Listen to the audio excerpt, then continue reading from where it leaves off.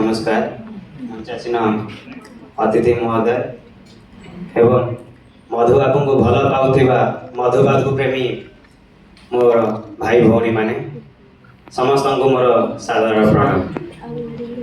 मधुबाबू विषय आम बहुत किसी जानीचे बहुत किसी शुणीचे मु जहाँ विषय जानी से विषय गोटे छोटिया कविताटी लिखी जदि किसी भूल थाए क्षमा प्रार्थना कर।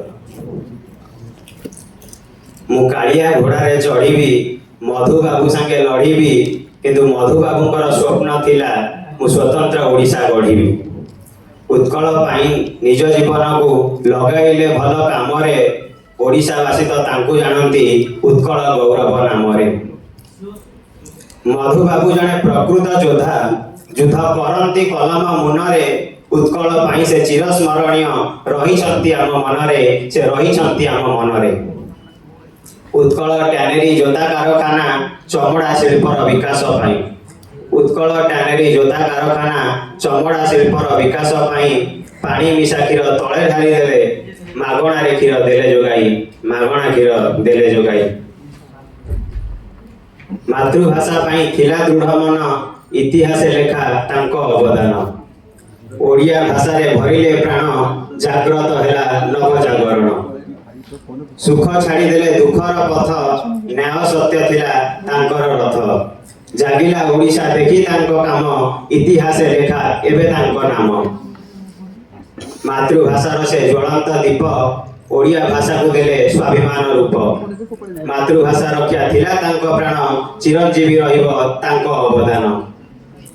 उत्कल माटी को देले निज प्राण भाषार मर्यादा रखिले महान ओडिशा सर्वदा गाइब ए गाथा उत्कल गौरव मधुबाबू कथा उत्कल गौरव मधुबाबू कथा। शिक्षा हेउची शक्ति देखाइले से पथ शिक्षा हेउची शक्ति देखाइले से पथ सही शक्ति धरी चलिले आमे हेबा सामर्थ। निज राज्य पाई से जीवन देले स्वार्थ नुहे सेवा को आगे रखिले अंधार समय दीप होई जलिले ओडियार भाग्य को आलोके भरिले कलम और कार्य दुहे एका स्वर रे न्यायर वार्ता दियंती भय को रखी दूर रे।